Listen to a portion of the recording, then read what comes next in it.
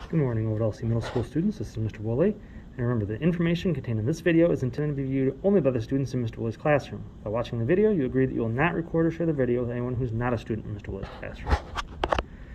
Alright, so what we're going to have is a little video here, and it's going to prepare you for some of your IXL for today, and then for some stuff you're doing tomorrow as well. I'm going to show you how to graph inequalities. Eureka Math doesn't give you a special lesson that actually discusses this, so I wanted to make sure I did like a separate one to explain this.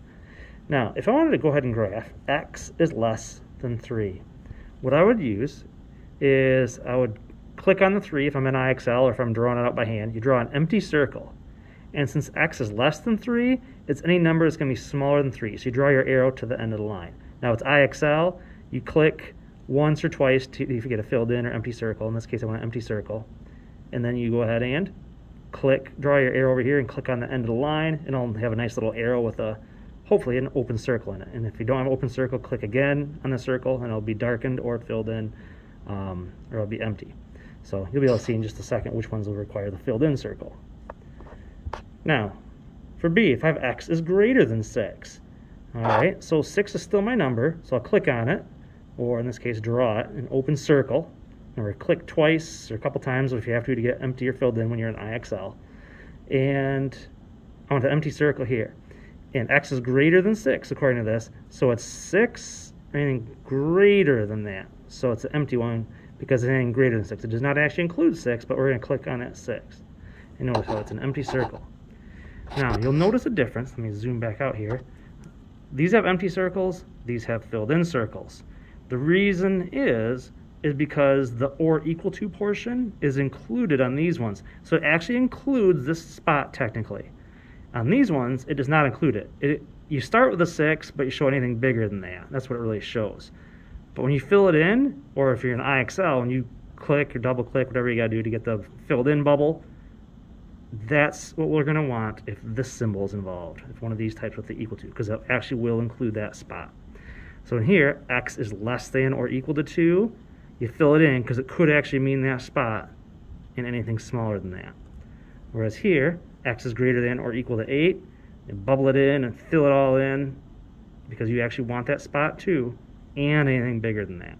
So the main difference being is, yes, you gotta start somewhere. So we start on the 3. And we show anything smaller than that, but it's empty because it doesn't actually include the 3. And the same here, the 6, it doesn't actually include the 6, but that's my starting point. Anything bigger than that is what we want. Whereas when it is filled in, it actually does include the 2 and anything smaller. It actually does include the 8 and anything bigger. So if you see the regular normal symbols that you've used your whole life, empty circles. If you have that equal to bar underneath it, use filled in circles. All right? Now, how does this apply to how we actually do the work? Well, we'd solve just like a normal equation. If I have x plus 3 is less than or equal to 4. I already know I'm going to be using a filled-in bubble, so that can be like your starting point. You're going to use a filled-in bubble. So treat it just like an equation. Instead of plus 3, minus 3, minus 3. And remember, just adding or subtracting does not affect this symbol at all. So x is less than or equal to 1.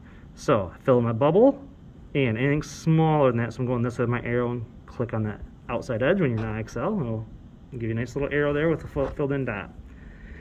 Now here, if I have negative 3x less than or equal to 6, I'm going to divide each side by a negative 3 because I want the x by itself. So I get rid, instead of times by negative 3, I divide by negative 3. But remember, in that step of work, if it involves any multiplication or division using a negative number on both sides, it's going to flip that symbol. So notice how my symbol did get switched. Now x is greater than or equal to negative 2. So I fill in the negative 2, and since x is greater than, it means anything bigger than that will be included also. So my arrow's going to go that way. Sometimes IXL is going to set them up like this in a fractional format. This is still c divided by 3 is less than 3. So anything you want to do to get c by itself, instead of dividing by 3, we times by 3, times by 3. Since I was multiplying by a positive, it didn't switch the symbol like the previous problem. So I'm left with just the c here. 3 times 3 gives you a 9. So c is less than 9. And I have an empty circle because it doesn't include the bar underneath for the equals. Anything smaller than that, so c is less than 9. All right, now this even applies to one more type of problem, the graphing of two-step inequalities. Same process that we always do with normal two-step equations. instead of the plus 5, I minus 5, minus 5. Now we're down to 2x is greater than 10, and then divide by 2, divided by 2, x is greater than 5. I didn't have to switch the symbol because I was dividing by a positive 2 on both sides, so never had to switch it. And so it's going to be the empty circle, and since x is greater than 5, we want anything bigger than that. And there we go. For I got negative 2x plus 2 is less than 8. So I get rid of the plus 2 by minus and 2 from each side, and then I got negative 2x is less than 6. Instead of times by negative 2, I'll divide by negative 2. Remember, if you multiply or divide by a negative on both sides, it's going to flip that symbol. Since I divided by a negative number on both sides, I flip the symbol the other way. Now x is greater than a negative 3. The symbol switched. So it doesn't have the bar, so it's just an empty circle. And then x is greater than negative 3. So then anything bigger than that. And in this problem, it's a little bit different format than what you might be used to. I still get rid of any adding or subtracting of regular numbers first. So minus 2, I'm left with x divided by 2 less than or equal to 3. And I don't want to be dividing by 2 anymore, so I times by 2, clears this out, times by 2 here, and x is less than or equal to 6. Since I multiplied by positive to both sides, it doesn't switch the symbol.